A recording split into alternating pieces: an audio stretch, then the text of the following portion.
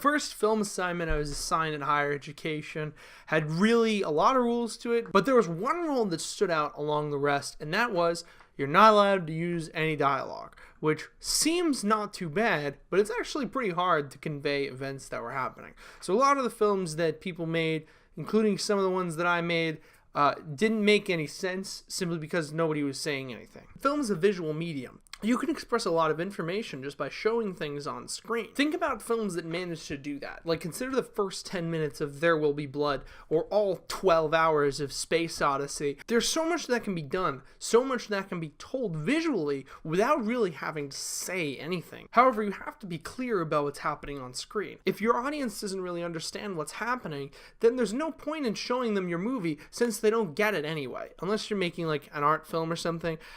I don't know. The story you tell, which includes your character's actions, beliefs, motives, whatever, all have to be telegraphed plain as day. But you don't want to be too forward because you don't want your audience saying anything like, well, obviously, I'll get more into that later, but I don't want to come off as saying that dialogue is inherently bad. There are lots of filmmakers that use excessive amounts of dialogue and still produce spectacular movies. Consider Aaron Sorkin and his screenplay for The Social Network. The screenplay is over 160 pages long, yet the film is only 120 minutes. And just for the record, 160 pages means that the film should be like 160 minutes. But I personally don't think there's a single weak section of dialogue here.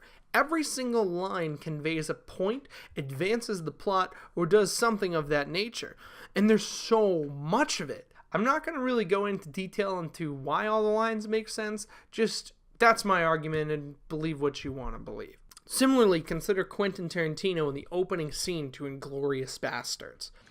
I might add also that any information that makes a performance of my duty easier will not be met with punishment. Actually, quite the contrary. It will be met with reward. And that reward will be your family will cease to be harassed in any way by the German military during the rest of our occupation of your country.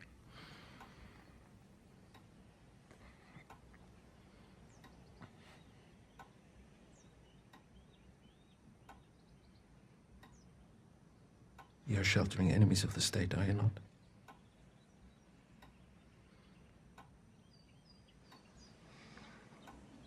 Yes. He uses dialogue incredibly well here. A lot of tension is created, most of it exclusively through the dialogue, sound editing, and cinematography, but mostly through the dialogue and the incredible performances. Dialogue used in this way can lead to some spectacular results, but unfortunately not everyone is good at writing it. What I'm trying to get at is that it's really hard to be good at dialogue, and it's really easy to not be good at dialogue. But again, not all dialogue is bad, it's just the effective use of it is extremely critical. There have been way too many times, as far as I'm concerned, where someone literally says what they're doing, and it makes little to no sense. If you need an example, how about, like, any anime? Yes! He did it! All that work we've done training has finally paid off for us big time! Oh yeah! He's a Super Saiyan 4! Oh wow! That's a Super Saiyan 4? I know that's a little tropey and kind of what's expected, but that's kind of what I mean by using dialogue to explain what you're doing. So if you're writing a script, that's the kind of thing you have to watch out for. So your goal is to avoid being too forward or too clear with your story. But you still have to be somewhat clear. Consider this scene from Breaking Bad that was kind of controversial around the time of its release.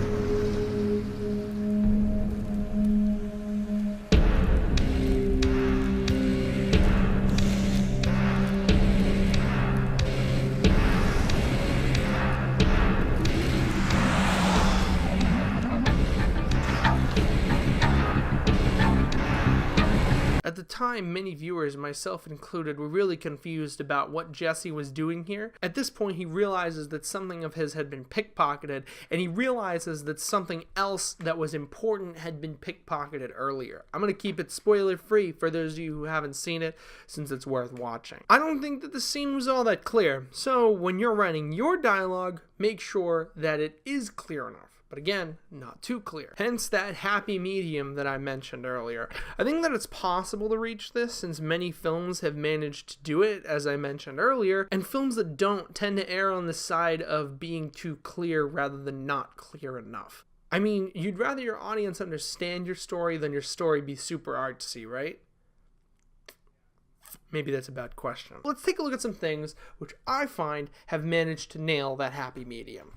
First, let's take a look at the movie No Country for Old Men. Now, I love this movie all around for its complex characters, its unique take on the Western, its deep and complicated story, but most of all because how it uses and treats dialogue. This is a movie where dialogue is used sparingly for good reason. Most of the time, we're either focused on the characters of Llewellyn or Sugar, and with either of these characters, they're usually alone. Because of this, they don't usually have a reason to be talking. Occasionally, Llewellyn will say a line to himself, but all of the actions that they do are done silently because they don't have a reason to explain it. This doesn't mean the story isn't clear, though. Consider this legendary scene in which the characters are in a hotel room and Sugar is trying to kill Llewellyn.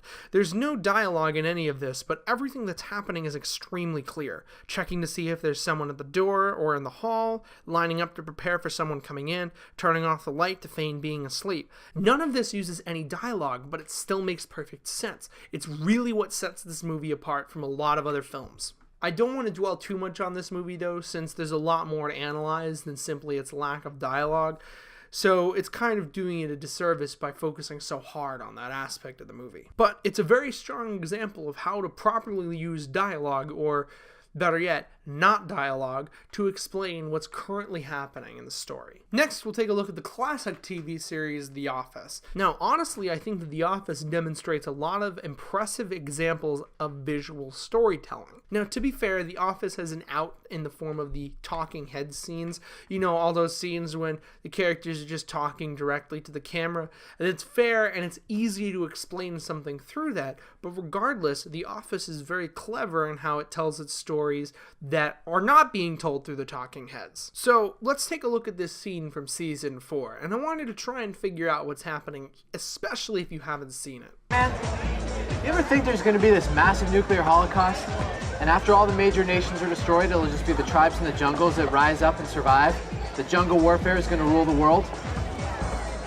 Yeah, maybe.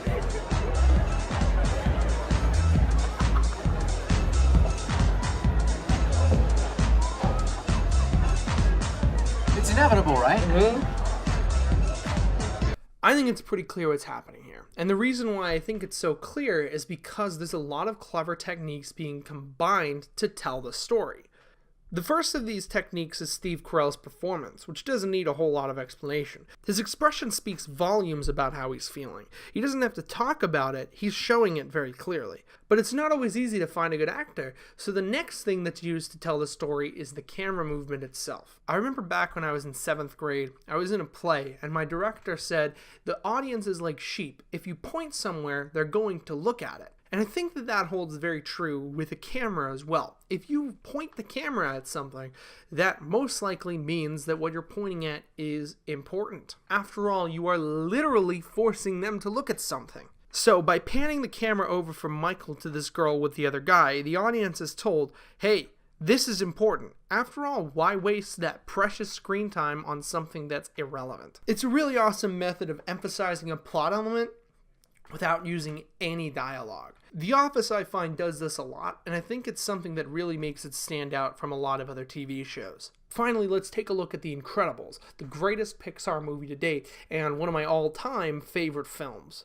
Now, I remember watching this as a kid. It was the first film I had ever seen in theaters that I did not want to end. And at the time, my main draw to it was its action sequences, but as I've grown older, the action sequences are still the best, but I've really come to appreciate how brilliant the script is. The characters don't say what they're doing, and the film heavily prefers visual storytelling over dialogue. Now, first, check out this scene, and again, I'm not going to tell you any of the backstory, but just try and understand what's happening here. You have 24 hours to respond. Think about it.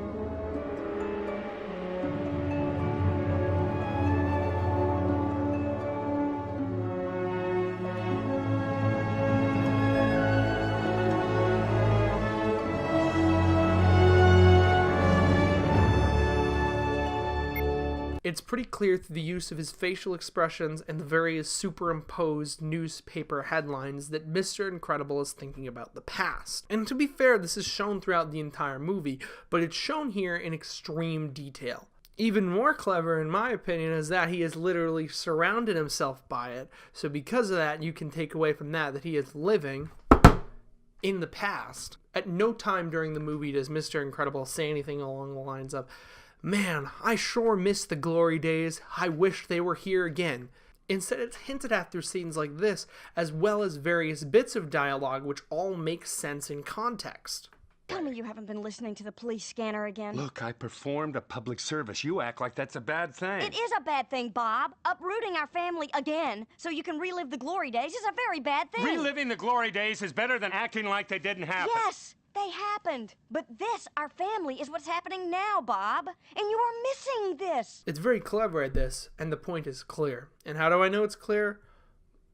I mean, I understood it when I was 9 and watching this. My point is, be clever with how you tell your story. You're showing stuff on screen, so unless you want the dialogue to be the star, come up with some cool, fun ways to tell your story in a visual way. People are constantly redefining the medium, so come up with your own redefinition. Just don't be too pretentious or whatever. I want to be able to understand your film, unless you're making an art film or you're Neil Breen. So that's going to do it for part 2. Thanks for tuning in. Part 3's on the way, and you'll get it soon, so stay tuned.